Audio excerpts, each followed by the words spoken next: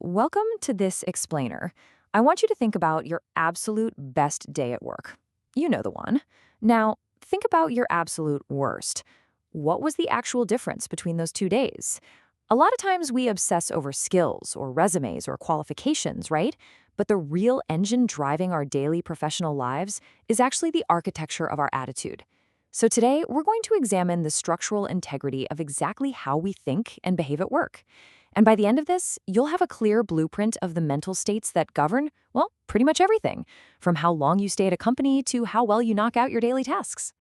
Okay, so here's our roadmap for today. First, we'll cover the ABCs of attitude. Then we'll unpack job satisfaction.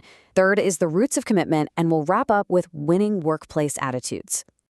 All right, let's jump right into section 1, the ABCs of attitude. Now, you might be thinking an attitude is just a fleeting mood, like, say, getting annoyed because the office coffee machine is broken, again. But it's really not. As you can see, an attitude is a mental state developed through experience. It's essentially the permanent lens through which you view your work. It's this active predisposition to feel, think, and act toward an object, a person, or an event in a very specific way. Basically, it's your internal truth about a situation, and it's always ready to dictate your response. So, think of an attitude as having three interlocking components. We call these the ABCs. The A stands for the affective concept, which is purely emotional. Think of that feeling of deep frustration when a new software system rolls out. Then there's the C, cognitive. That's your belief that this new software is literally a total waste of time. And finally, the B, behavioral. This is how those feelings and beliefs predispose you to actually act, like maybe procrastinating on your training modules for a week. All three of these lock together to form the attitudes we carry into the office every single day. You know, people constantly confuse personality with attitude, but functionally, they're totally different. Think of personality as the concrete foundation of a building. It's rigid, and it's pretty stable across all situations. Attitudes, on the other hand, are way more like the interior design. They are highly specific. You can completely rearrange them based on your work environment, your personal values, or even just the overall culture set by your coworkers. Moving right along to section 2, unpacking job satisfaction. Let me ask you this. How satisfied are you really sitting at your desk right now? Job satisfaction is a positive state that results directly from how you appraise your daily experiences. And it's definitely not just about the work itself, right? It's this massive tangled web of factors. We're talking pay, benefits, your manager, your coworkers. Because it dictates your daily reality so heavily, job satisfaction is arguably the single most important attitude you bring into the office. But here is where it gets super fascinating. We've all had that coworker who works incredibly hard because they genuinely love their job. But it brings up a classic chicken and egg scenario. Like, does job satisfaction actually drive performance, or does high performance drive satisfaction?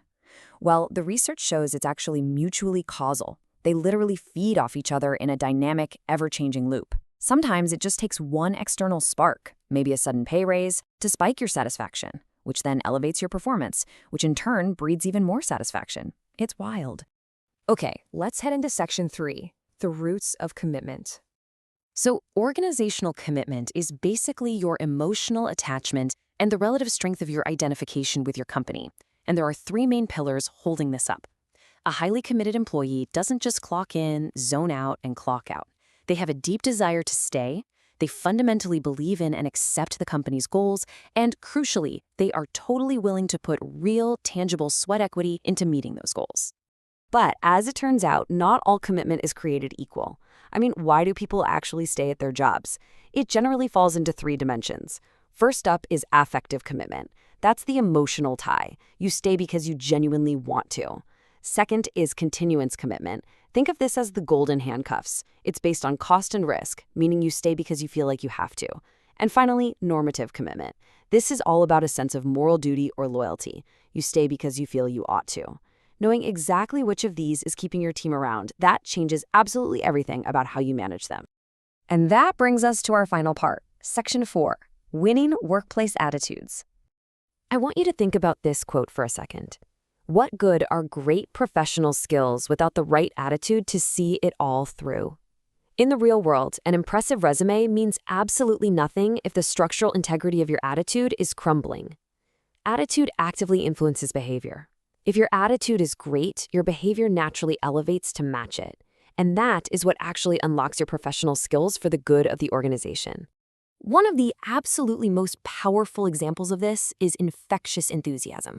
Seriously, an enthusiastic attitude doesn't just affect you, it spreads like wildfire. We all know that one energy vampire who just completely drags a room down, right? But on the flip side, someone who approaches their day with a positive, glass-half-full energy fundamentally alters the environment for the better. It rubs off on everyone, creating this culture where people actually want to collaborate. And that kind of enthusiasm fuels some very specific winning behaviors. First is respect. And by that, I mean having the self-respect to think for yourself while still disagreeing politely and professionally.